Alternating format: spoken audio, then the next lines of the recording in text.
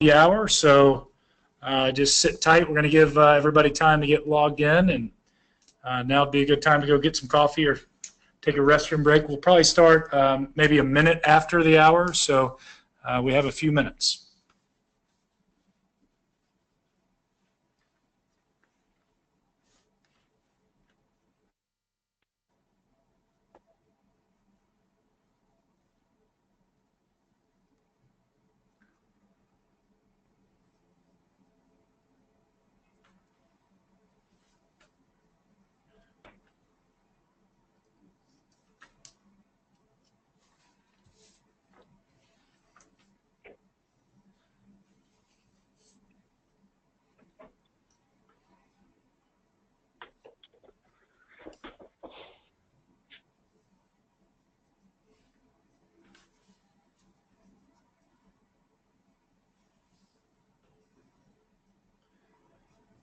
Hello, everybody. This is Tom Hutchins with Angel Oak Mortgage Solutions. Just want to let you know we're going to be getting started here in a couple minutes, but if you need to take a break or go get some coffee or whatever, now's a good time, and we'll get started here a little after the top of the hour.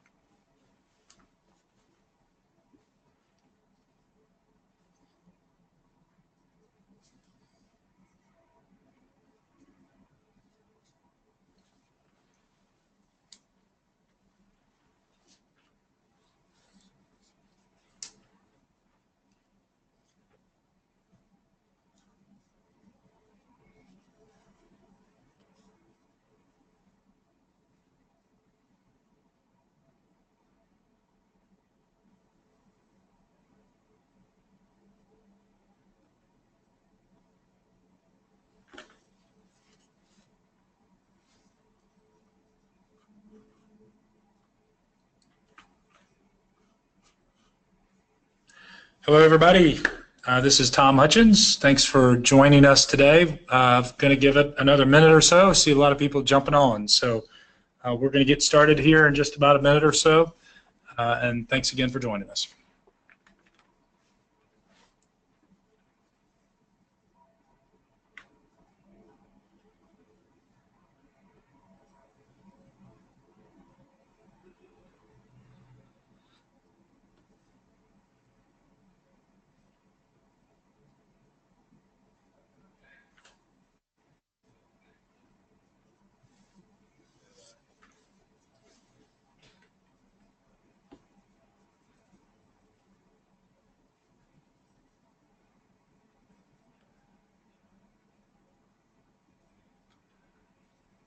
All right, just a little bit more time. Still see a number of people logging on, so want to give them opportunity. If you're already on, obviously, and if you can hear, go ahead and go into the full screen mode. It'll help you view what it is we're showing through this webinar.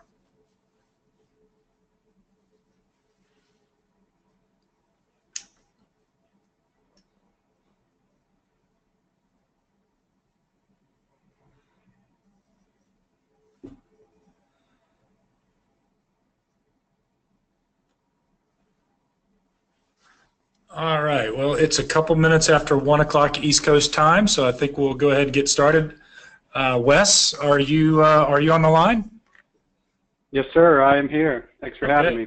Glad to be here. Thank you. So thanks everybody for joining us. This is Tom Hutchins with Angel Oak Mortgage Solutions, and with me today I have Wes Woodruff, who is an originator that I've known for quite some time, and Wes has been utilizing portfolio products that we're going to talk about today for quite a while to help grow his business. And so just, you know, really the primary topic we're going to talk about today is how to get into real estate sales meetings.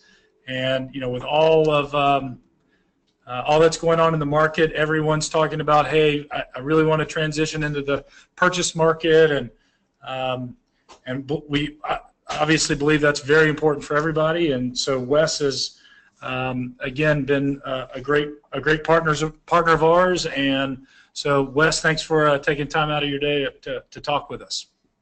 Yeah, absolutely. I'm glad to be here. Terrific. All right, so with that, we're going to get started. A couple ground rules. Just whatever. If you have questions, well, first and foremost, we are recording this webinar. So, and we're going to send out this recording hopefully this afternoon, but after the webinar at some point. So you don't have to be taking furious notes. I also have a really good giveaway that we're going to talk about and you're going to see. So that will be included with what we send after the fact. If you have any questions, please submit those. There's a little bar there where you can submit. I believe it's called the questions tab, and just type your question, hit send. I'll know who it came from. We will try to address those today, depending on time. But if not, again, we'll have a log of it, and we will certainly be sure and get back to you with an answer. So, sound good, Wes? Anything else you think I missed? No, I think we're ready to roll. Let's get started. Okay. All right, good deal. So, as we said, going to talk about how to get into real estate sales meetings. So that's our topic for today. Give me 1 second so we can get moving here.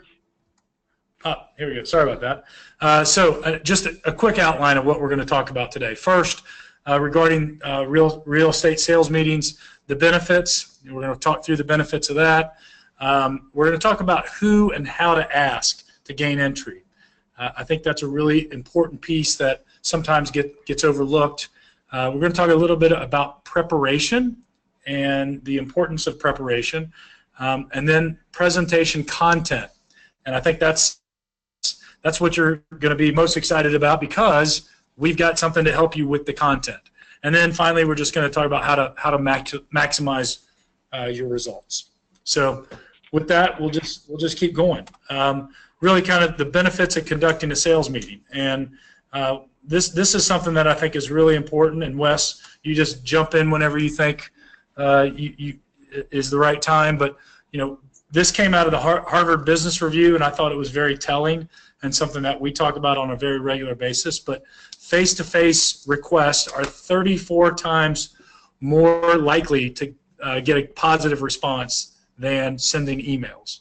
So, I think everyone knows it, but the Harvard Business Review actually did a study and came up with that statistic. So, Wes, what do you think about that? Yeah, I mean, it's all about relationships. I mean, getting onto a personal level with people is so important. Getting to know their family, how many kids they got, how many pets they have, what their names are. It takes, there's more to contacts than just knowing one person and just about business. You want to get on a personal level so they can trust you down the road with their referral partners. So this is a huge stat in painting a picture for how it works. And I think it's important in this day and age because of technology and because of the mass usage of emails and social media and text messaging and all that. You always hear kind of getting back to the basics, and face-to-face is absolutely the way to do that. It's old school, right? People hide behind text and email now, but old school coffee meetings are the best way to continue growing your business. Yep, no doubt. Okay, so let's just kind of talk about the next thing. Real engagement, and I think engagement is really important, because when you're making a presentation, it allows you to just involve and engage your audience. When you're talking and just talking to somebody, it's easy for people to get lost, even over the phone. But when you're in person, you have this ability to kind of bring in images, bullet points to kind of help keep you on track, and then again that kind of leads to the logic of your presentation to help people kind of play along. I think that's absolutely. Pretty I like taking it one step further on that. And adding in videos into my presentations. It may just be a 1-minute video, but we've done some with just little stick figures that paint a picture for what point you're trying to get across. For whatever reason, now we're in a video world, and I think those resonate the best with individuals when you have videos planted into presentations. Yep, you're exactly right. Couldn't agree more. What about this? You becoming the expert. I think as it says here, people want to do business with experts, and to me, making a presentation in front of a group of realtors is the absolute best way for you to portray yourself as the expert. A lot of people that maybe don't feel very confident in either the subject matter or themselves or whatever, they're not going to stand up in front of a group and share their knowledge with that group. But when you do that, that perception of you, I believe, changes dramatically just by the fact of you doing a presentation. Certainly the content matters, what you're saying, how you say it, all that matters. What do you think about this, Wes, just from becoming the expert? So I really have three segments to this. I think market knowledge, product knowledge, and guideline knowledge are the 3 points I like to hone in on. Market knowledge, I pride myself in knowing how rates are trending, what the 10-year is looking like, what the mortgage-backed securities are trading on a daily basis. So if someone calls and asks, should I float, should I lock, I can at least speak to what's going on in the market. And to be honest, most borrowers have no clue how rates are traded and how they move. So you instantly gain credibility and become an expert in that field when you just have the smallest dose of knowledge in the market. Product knowledge is very important. I know all my products like the back of my hand, and I can run scenarios in my head when talking to an agent or referral partner. When they have a client that has a 650 credit score and low down payment, FHA, what are the ins and outs on gifts, funds, and living situation, and rent-free, and I know exactly where to point them from there, and that leads into guideline knowledge. I know guidelines very well. So, the key to it all is knowing when to say yes quick, but no quicker. The last thing an agent wants to be doing is spinning their wheels, taking someone out to see houses that really can't be qualified. So it's very important to have all three of those segments down to a T so that you know what you're talking about and becoming the expert. That's awesome. Yeah, and we're going to talk a little bit more about some products, some non-QM products, and I would absolutely agree that you put that at the forefront as far as knowing the guidelines around these products and programs. So definitely makes a difference, and really kind of if you become that expert, then you're going to build the trust. So I think in order to get business from people, you need them to trust you. So becoming that expert, being able to answer questions, being able to kind of lead them in a presentation format at a sales meeting, I think is extremely important. Yeah, and product knowledge, especially with being able to have portfolio in your back pocket. I tell people that we are a one-stop shop. Yep. If I can't do the loan, I don't think anyone else out there can, knowing how many products we have available to us through the wholesale channels. Okay, awesome. All right, so now we're going to move on a little bit on who and how to ask to gain entry. Again, I mentioned it earlier. I do think this is a really important part of the equation, but being always kind of on the lookout for opportunities to make presentations versus kind of more of a too targeted of approach. I think if you have on the front of your mind that, gosh, I want to get in front of a group, and being in front of that group is really important to me. So let's talk about that.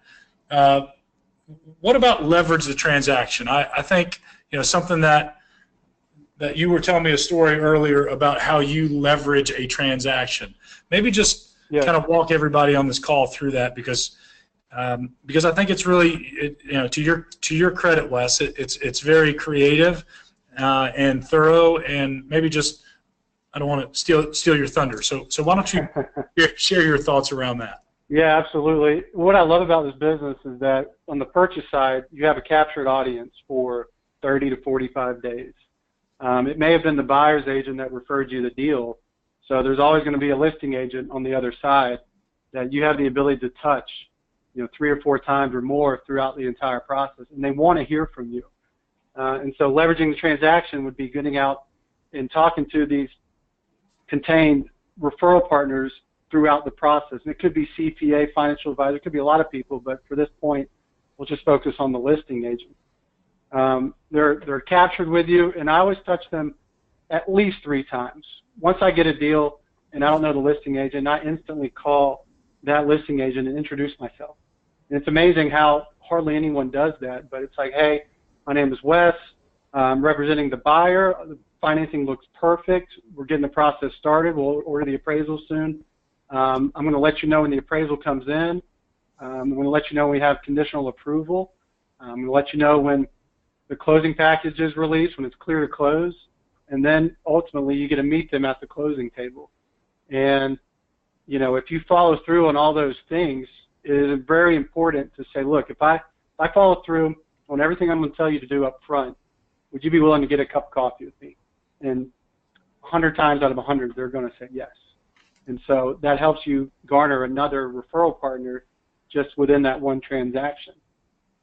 And then hopefully down the road, you get to know them, and we'll continue with, you know, how to work into their office. But that's it's a great way to be able to get in with individuals that you may not know, as opposed to cold calling and other methods. Yeah, see, I love that, Wes. And, you know, that to me, as much as anything, that's just so intentional. You know, you being intentional in everything that you do. You know, ultimately your goal is to take that listing agent, take that person to get a cup of coffee, but then get in front of that group of real estate agents. So it starts kind of with a lot of preparation and a lot of planning, really at the front end, and that those different touch points and touch times is really awesome. So love that. Absolutely. Then I think just, you know, we've got it. I've already mentioned it, but everything that you just kind of went through and everything that you do, the ultimate goal is we're all in the relationship business. You're building relationships, and the way that you build those relationships is through trust. You know, you do what you say you're going to do, and hopefully exceed what you say you're going to do. Be that expert. That's who people want to do business with. People that they trust. And you know, we're going to give you some tools today that's going to hopefully open some doors, but ultimately that's what you're trying to do once you get those doors opened, is to build trust, so that, you know, once you build that trust, then you can kind of, you know, take it to the next level. That's when the who to ask comes into place. And so, I mean, get your thoughts just kind of on this, Wes. I mean, we're talking about sales managers. You know, most real estate offices, they have broker owners / sales managers. We could probably put them all together. But one thing that is very interesting that you and I had discussed before is content. You know, all these people that are conductors of meetings, whether they're monthly, weekly, biweekly, whatever the frequency is, the people that put on these meetings, they're always looking for something new, just the content of their meetings. If their meeting is simply them standing up in front of their group or talking to their group for an hour once a month, that's not very engaging from their perspective and from their agent's perspective. So I think that's what, to me, is really important, is realize that these people, they actually need you. They want you to come in and make these presentations. So the opportunity's there for you. You just have to take advantage of that opportunity.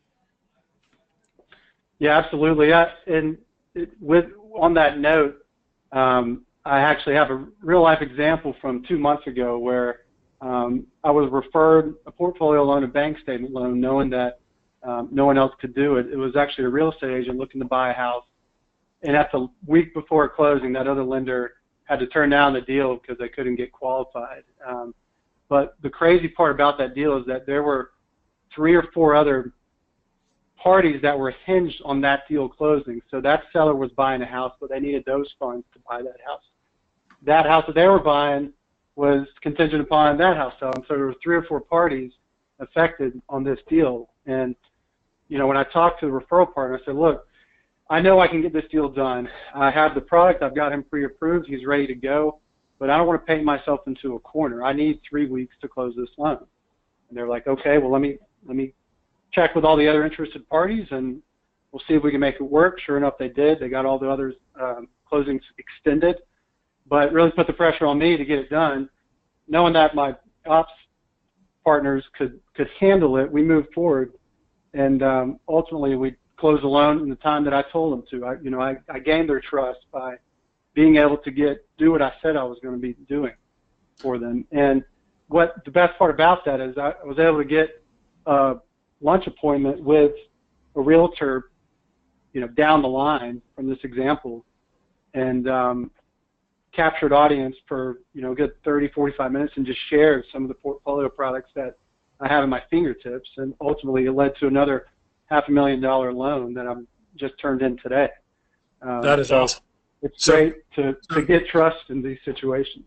Yeah, and so and you became the hero.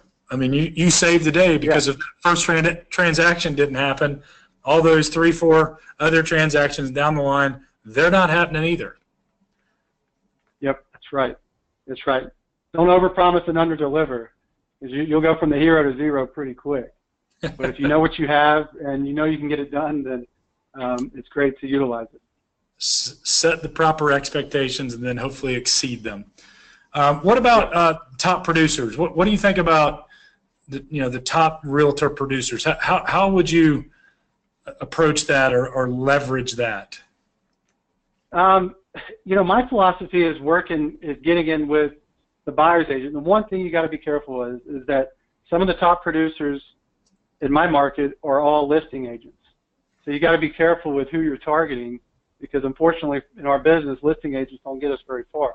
We want to get to the buyer's agent. But one good thing about that is that a lot of listing agents have teams and they've hired buyer's agents to work with them. So they're still getting the deals and the repeat clients coming back, and they're punting them off to their buyer's agent.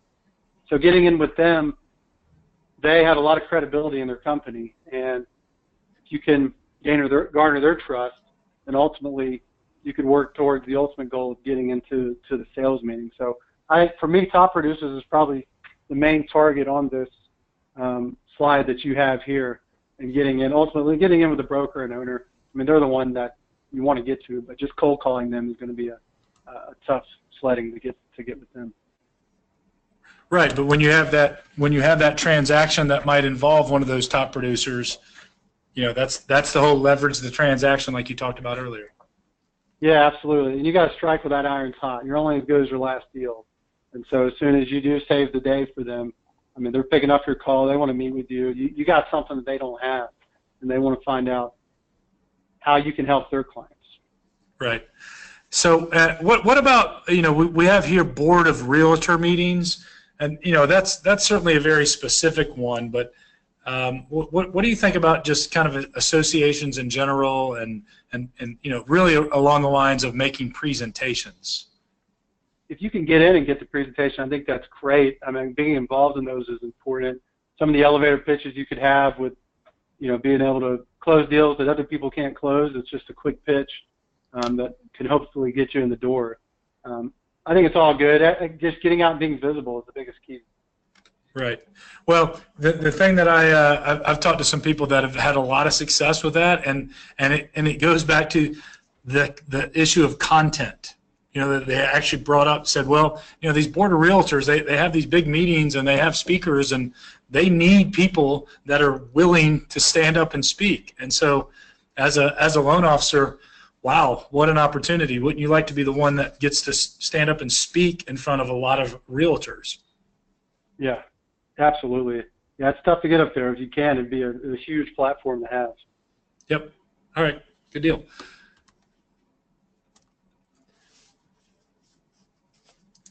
Then some other ways. So talking about the networking piece, face-to-face. We've already talked about the Harvard Business Review and their study. Can you share some examples, maybe, Wes, of like what you do or how you would get these presentations set up? And we've got some of the big ones: the face-to-face, phone calls. I mean, I think everybody would agree that emailing to request things like that are pretty ineffective. Do you have anything to kind of add to that? Yeah, I mean, I think the ultimate goal is to try to get a face-to-face meeting with somebody. So phone call is a touch point. That's certainly an easy means of communication. The ultimate goal would try to get that happy hour or coffee or lunch or something like that. It's funny, on emails you put on here, I was thinking about how people try to get in touch with me. And if someone just sends a blind email out hoping that I'm going to respond and be like, yeah, let's get lunch. That's a great idea. It never happens, especially if I don't know them.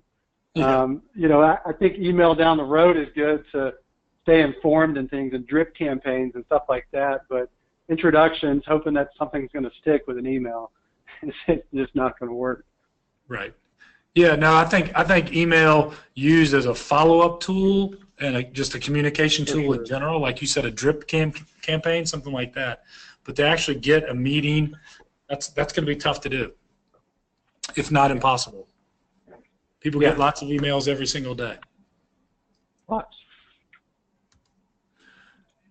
All right, then let's talk about just kind of a script. You know, this is something that you had mentioned that you like to have kind of a script, and you already mentioned it earlier, kind of an elevator pitch. And I think everybody should have that elevator pitch, so that when you've got somebody either in person, on the phone, wherever you interact, you know, kind of knowing what you're going to say is really important. How do you work through something like this? Yeah, I think that's huge. And even I mean, this script here is, you know, sending it to maybe that individual, that listing agent you met from that other example.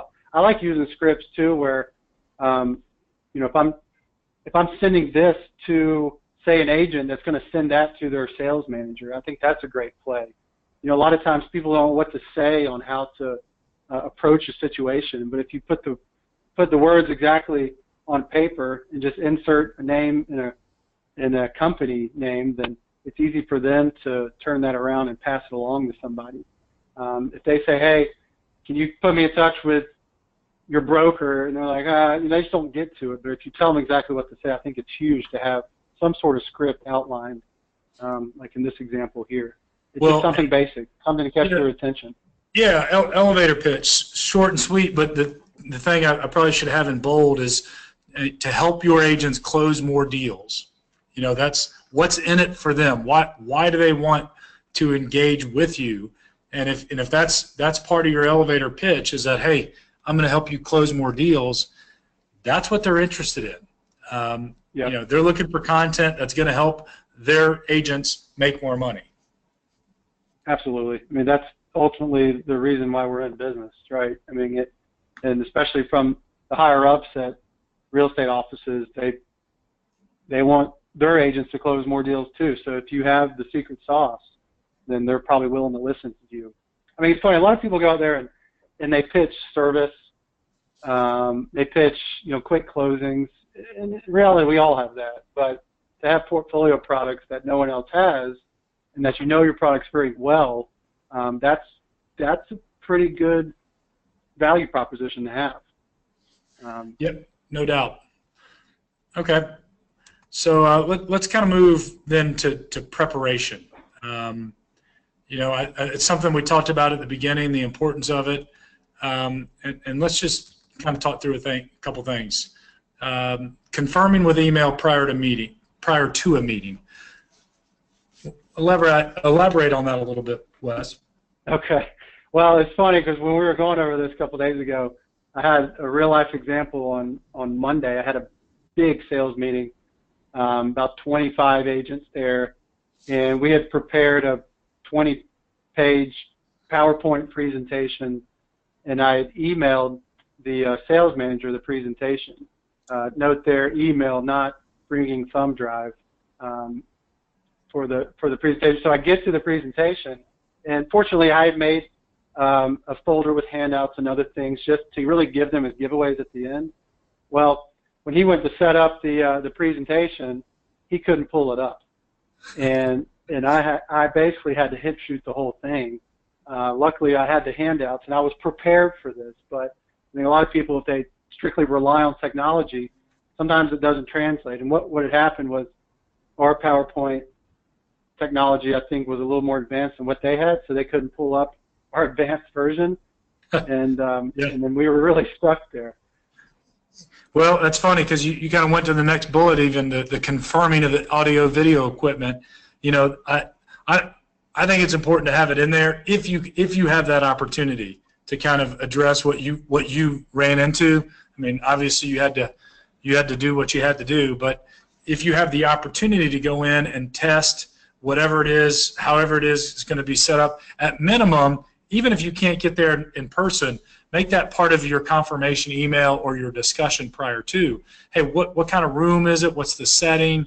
What kind of equipment? Do I need to bring my laptop? Is there a laptop there? Do I, those kind of things I think make a big difference as opposed to you just kind of showing up blindly and trying to figure it out a couple minutes before everybody walks in the room. Yeah, and make sure you talk to the right person. Sometimes the sales manager may not be the one that coordinates all that. It may be someone in IT there, but it is very important. You don't get stuck like me. But I feel like I give myself a B- on that. It wasn't great, but given the circumstances, it is what it is. You did the preparation part. It made it a little challenging. So how about gathering all the materials? Yeah, some materials. I mean, that's what really saved me in this situation. If I didn't have anything to hand out to them and review while I was stuck, then I don't know if I could have just sat up there and talked for 15, 20 minutes. So the handouts obviously were there. Business cards. It's amazing how many times people leave business cards at home or don't have them. You gotta give them your contact info somehow, and getting their business cards too. You gotta get who you're talking with contact info so you can follow up. Well, I have seen people make presentations and then not have business cards to hand out, and I mean that you kind of always want to have a leave behind, you want to have a giveaway, but wow, that's kind of a minimum standard. Have your business cards. Yeah, exactly. It's not rocket science. I mean, business cards have been around forever, but I think when someone does that too, in my opinion, I would view them as unprepared. And I don't know technically if I could trust them. It's a first impression. Sure, no doubt about it. Practicing and conducting a dry run. What do you think about that? Just like doing it for this. We had to make sure the technology was on point. Technical difficulties happen.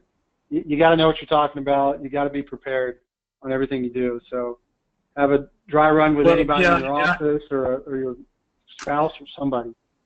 Well, and if you talk to anyone who even is a professional speaker, presenter, what have you, they would tell you this is probably at the top of their list, that they practice and they practice and they practice. I don't think you can over-practice when it comes to a presentation.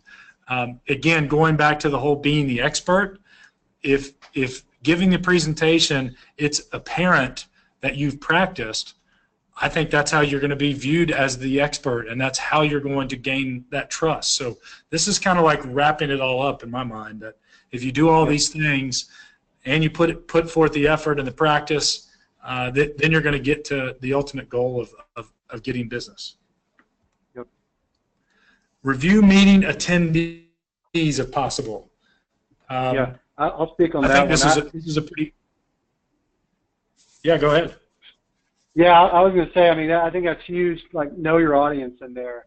A lot of times you can do a lot of digging in preparation with the social media that we have our availability to now.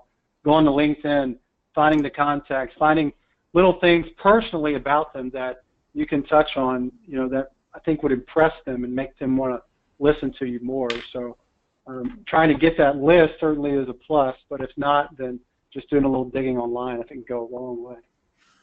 Well, and there's a high likelihood that you've got some connections with the people that are in the audience that you may not even know about. But I think there's nothing better than going in and making a presentation and you already know some people in the audience, or hopefully even beyond that, you've done business with somebody in the audience and can point to them to kind of add credibility to what it is that you're saying. Yep. Okay. What about giveaways? What do you think about that? Yeah. So we had a giveaway in this meeting on Monday, and I told them when I got started, I said, y'all need to be paying attention. I have 3 gift cards to give away at the end, and it was all. And at the end, I did, and it was all questions about business. I said, what's a good loan program for self-employed people? And I honed in on bank statement program. And the first person that raised their hand, I gave them a $25 Amazon gift card. And I did a personal one. I said, how many kids do I have? Because that was something I wanted to get them to know me better. And then I touched on, my company on another giveaway. But I think it's important to keep them engaged at the beginning by saying, hey, if you guys pay attention, I'm going to be giving some away. Everybody likes free stuff. So I think it's always a plus to have. Awesome. All right, so now we're going to just change gears. One of the things that we talked about was the content and the importance of content and the need and desire for these sales managers when they have a meeting to have different speakers come in and talk about things. And we've got, if you don't mind, Wes, I'm just take a couple questions. I got some. We've had some questions come through that I just wanted to kind of talk through. One is, first of all, I'm not sure that I explained, because based on one of these questions, Angel Oak Mortgage Solutions, for those of you on the call that have not done business with us, we are a wholesale and correspondent lender. So we are not a retail lender. We work with retail originators currently in 39 states, and I'll show you more about that here coming up. But we are a wholesale and correspondent lender. And one of the questions that we received is, do we offer lender-paid compensation? And so wanted to just address that we do. So we in fact just expanded that up to a 3% lender-paid comp, and that's important. So anyway, getting to the side here, back to the presentation. So what I'm going to show you right now, a Realtor's Untapped Market non-QM, this is for you. So where you see Angel Oak Mortgage Solutions on the top, anywhere you see Angel Oak in this presentation, we're going to send this to you, and it's not going to have anything about Angel Oak. So this is a presentation that you, as a loan officer, can take to a realtor's office and use as your content for a presentation. And Wes, I know you've seen this, so please help as far as how you use this in your presentations to kind of set yourself apart. But this, again, This is a presentation that we're going to send to you in PowerPoint that you can take into the offices, put your company's logo on it and your contact information, and then you're ready to roll. Yep, it's just like the script, right? You got everything at your fingertips ready to go. Yep, it's all here. So here's an outline. I think give a presentation, give everybody an outline so that they know what to expect. One-stop shop is part of the introduction. What does portfolio mean? We're going to talk more about all these points, but I've heard you already say a couple times, Wes, about your portfolio products. I think that's really important. Showing realtors visually how these portfolio loans can help them, and then most importantly, where to find these portfolio borrowers. So this to me is a great visual, especially if somebody's a golfer. But talk about, you mentioned it earlier, being a one-stop shop. Our customers that do business with us, 80%, the majority of their business is that right down the middle of the fairway, agency, conventional, government, FHA type loans. But if you do business with Angel Oak, you have these portfolio products, and generally they're anywhere from 10 to 20% of your offerings. I would say you'd probably 20% sounds like a good number, and it's a pretty reasonable number. You can obviously change this to 85-15, however you want it to look. But the point is, you don't want to just put yourself in, I only do portfolio. You want everyone in the audience to know, hey, I do everything that everybody else does, but what makes me different is these portfolio programs. Yeah, I think you hit the nail on the head right there. And you do not want to be one-dimensional. You want to have 80% of your business on the normal loans, the normal straight down the fairway loans. Yes, I can do this, but like I said earlier, if I can't put a borrower in this box when it's referred from a client, I'll try to put him here. I can't put him here, I'll try to put him here. I have so many tools at my fingertips, and if I can't do a loan, then probably no one else can. So I tell them, why would you go anywhere else? They want to refer you because they trust you and you can get the deal done. And I think that's huge. My personal business is about 25% portfolio. I'll probably do about 7 to 8 million worth of Angel Oak's product this year. So it's a great value prop to have, and think about the commission on that. But awesome. Again, you don't want to be one-dimensional. That is so key. Yep. All right. So then I think it's important to kind of define portfolio products, because it's been a long time. We're coming up almost in 10 years since, pre-crisis products and programs, so that realtors, might have a connotation of, oh, portfolio products. What does that mean? Is that subprime? Are you guys as mortgage people, are you bringing this stuff back? And I think I really like this slide because it's very educational. If you look at the top left-hand corner, credit scores. 2006, the average credit score in this kind of a non-agency subprime space was below 600.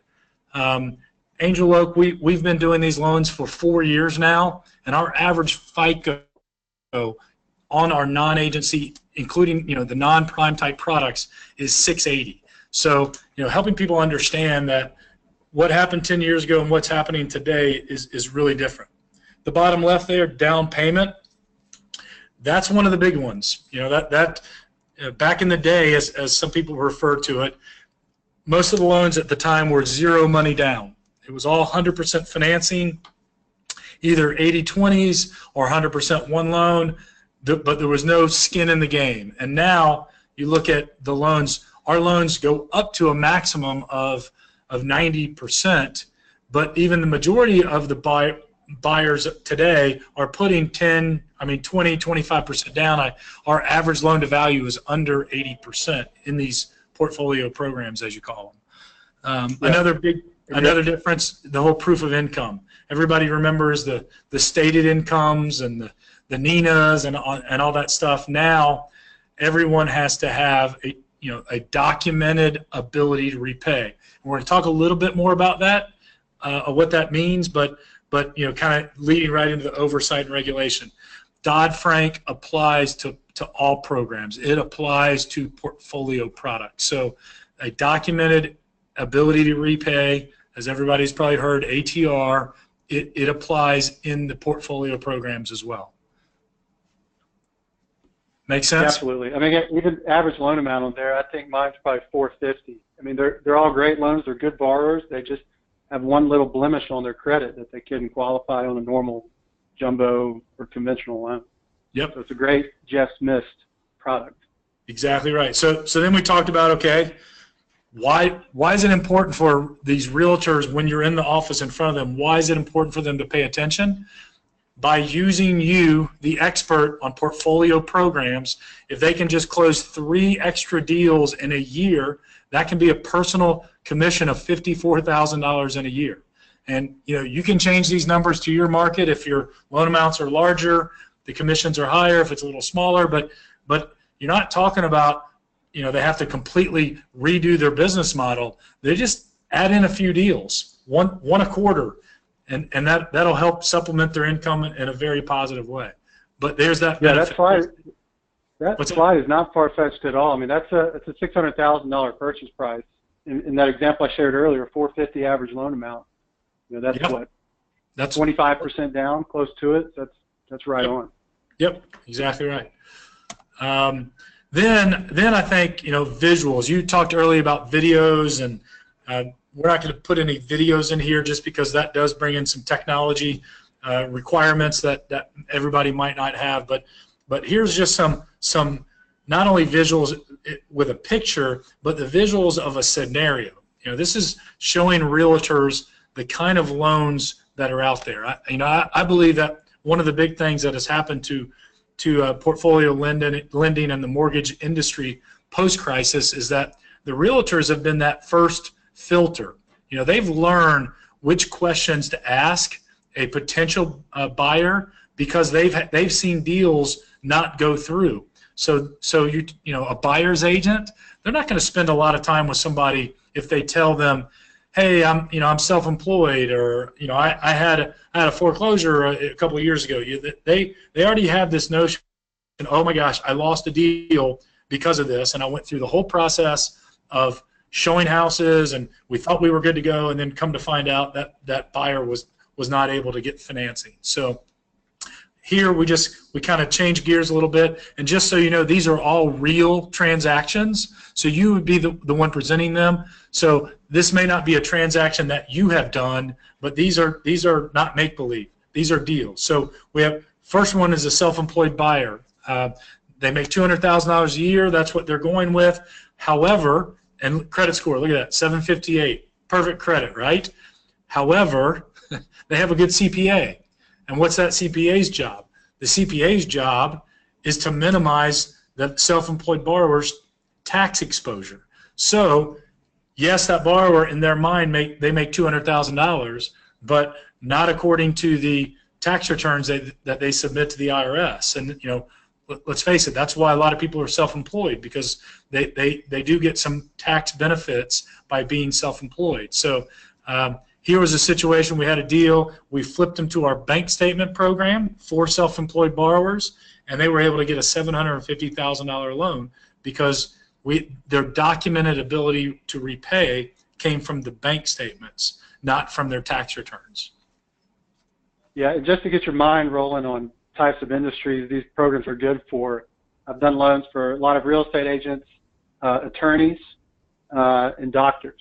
Those are the main three that I've done that I've seen. So if you know any contacts out there for that, that would be something I target. A lot of business owners, and certainly realtors, they're all independent contractors. So there you go. Here's another one. We had a borrower that walked in. They had good scores over 680, looking for a conforming loan amount, but they had a IRS tax lien that had not cleared and was now showing up on their credit. So their score dropped from 680 to 614.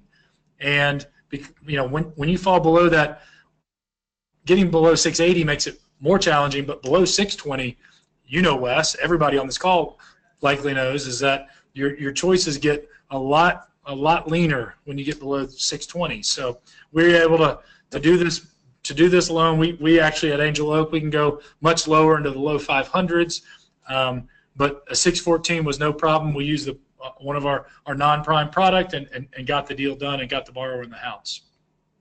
Yeah, especially if this was down at the last step in the process, you'd be screwed. The client would be screwed. Everybody would be screwed. But if you could just flip it to HomeSense, yep, then you're all set. There you go. Okay, so here's another one. We had a $1.3 million purchase, but the borrower had a foreclosure 2 years ago, and a lot of loan officers could pull that credit or would pull that credit and see the foreclosure and just kind of say, I got nothing for this. But with our portfolio programs, we can do as soon as 1 day out of a foreclosure. That's not what we see the majority of, but we can do borrowers in the right scenario that are just getting out of that foreclosure. But this borrower is 2 years out. That's no problem for us. We were able to put them into our portfolio program, and they bought the house, and just in time for summer. And again, you can change this seasonality for your market, and change the picture if that's not the kind of house in your market too.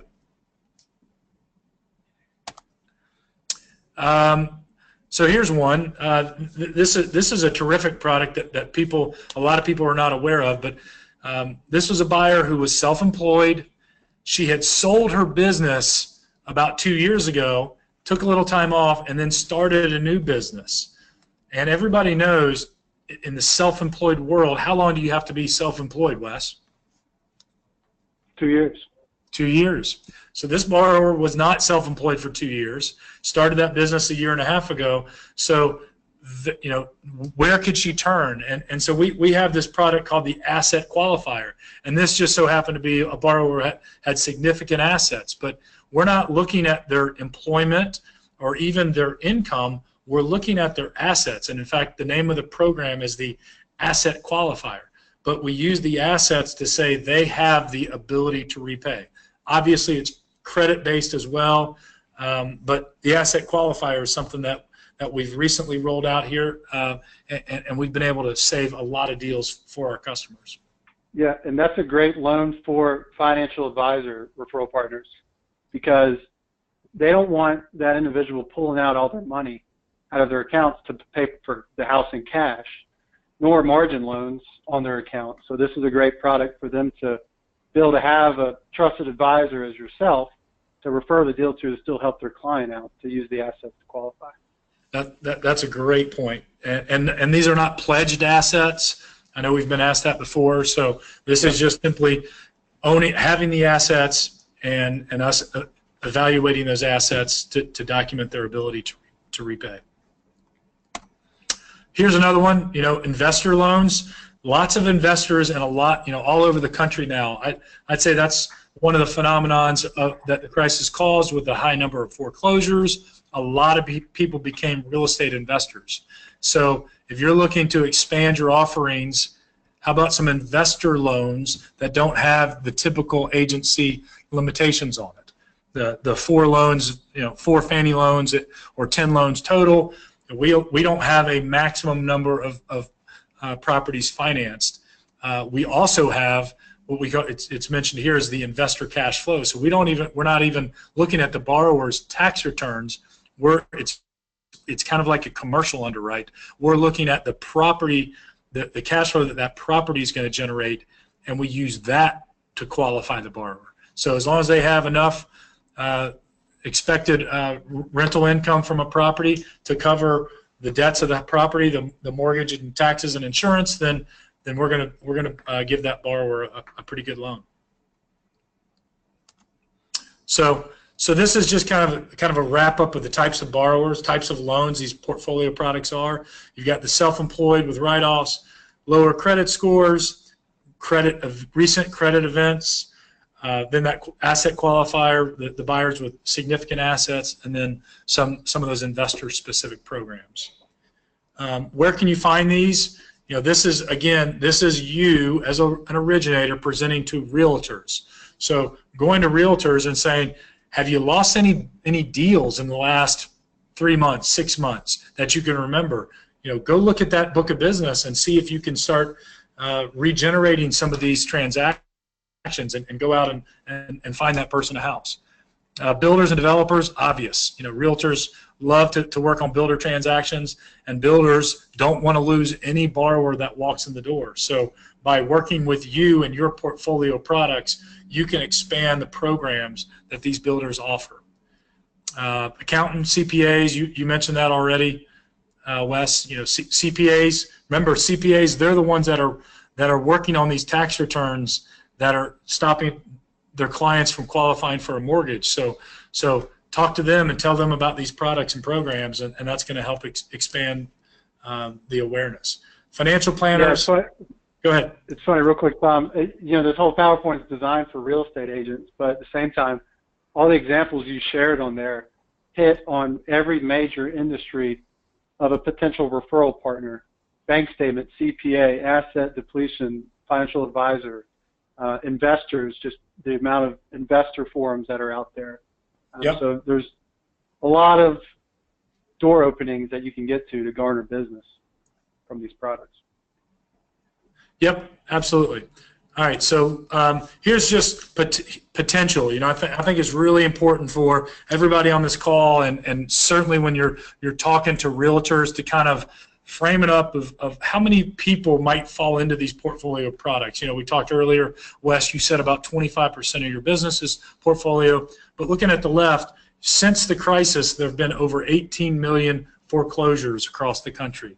That's a big number. And a lot of people have said, well, those have really stopped. But in last year, 2016, there were 1 million. So they actually haven't stopped. They're just not getting the headlines that they used to get. Then you talk about self-employed borrowers. There are 15 million self-employed individuals across the country. That's a big pool. And I've been asked, are there specific markets? No, there's self-employed borrowers everywhere. So, and then the couple stats on the right I love, because 50% of households have a credit score below 680. And I bet a lot of people on this call didn't know that. But you're talking half the population, and there are loans for people that are below 680, but most people kind of refer that 680 as one of the big cutoffs. When you get below 680, qualification standards change, and especially if you're talking about jumbo loans. Jumbo below 680 gets really tough. But then going further, 33% of borrowers have a score below 620. So I said borrowers, but 33% of the population credit scores below 620. And not every borrower below 620 deserves a loan and should get a loan, but there are a number that do. So, again, it's just kind of framing up the size and the potential size of the market. Yeah, I mean, at the end of the day, it's just awareness. A lot of these people that you're referring to on this slide probably don't realize there's a product out there for them. And so they're continuing to rent, and they're not going to ask anybody or do anything. But if you get your info out there and get the facts out there to the agents that are in touch with these borrowers and buyers, then it can help expand your business. Yep, absolutely. So then, kind of a wrap up of the presentation, the kind of buyers they need to be on the lookout for. Investors, those that have had credit events, bankruptcy, foreclosures, certainly self-employed, lower credit scores, and then the asset qualification. So that's it for that. We doing good on time? Yeah, we got a couple minutes. I just real quickly wanted to show everybody, again, we're going to send out that presentation for you with nothing about Angel Oak. One of the things that I also like to offer up, because we do it on a very regular basis, is if you like what you've heard today, call your local Angel Oak account executive, and they'll go with you into these presentations. So if you want to be the expert and do it on your own, that's great. But if you're a little hesitant on what questions might come up, bring in the Angel Oak account executive to the presentation and let them be the absolute expert as the lender in the transactions. So, and I want to just show you, here's our website, Angel Oak MS. So it's angeloakms.com. But right here on our main page, we have a lot of tools for you as an originator. But right here, contact us. This is how, if you don't already know who your account executive is, just go to contact us, find an AE, and then let's see if it's working. Sorry. Yeah, it's thinking. Give it a sec. When you do that, yeah, there we go. It'll pop up a map, and this kind of shows everywhere we're doing business.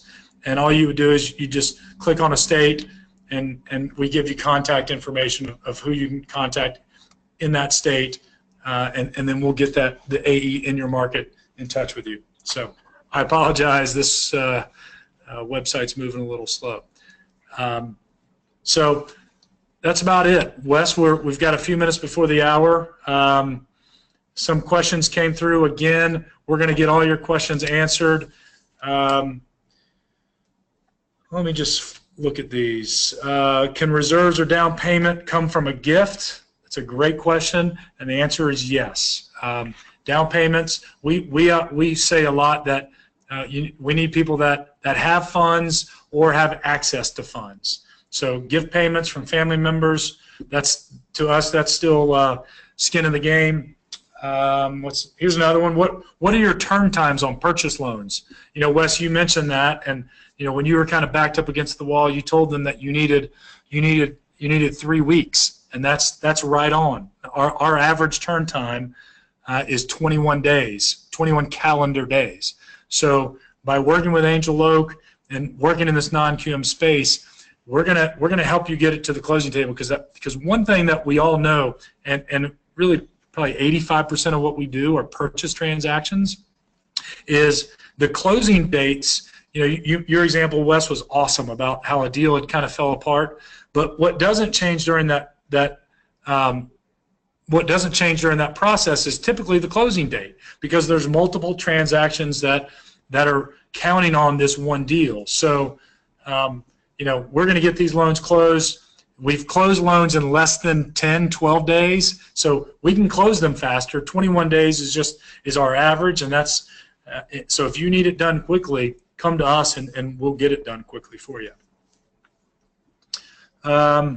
Let's see. Those are some of the key questions probably to answer today. Anything else you want to add, Wes? No, I mean, I was just thinking about quick closing. It's really just all on the borrower, how quick they can get docs to you. If they're well organized and they can shoot those PDFs to you quickly, then yeah, y'all done a great job of closing deals quickly for me, and I'm sure you can for everyone else on this call too. Absolutely. All right. Well, again, look for that email that has this presentation. I really appreciate everybody's time. Wes, thank you very much for joining us. Great insight. was a lot of fun. So anyway, thanks everybody again for joining us. Look for that email with the recorded webinar and the PowerPoint presentation. Go out and get some presentations at Realtor offices. Thanks for joining us. Yep. Talk to you later. All right.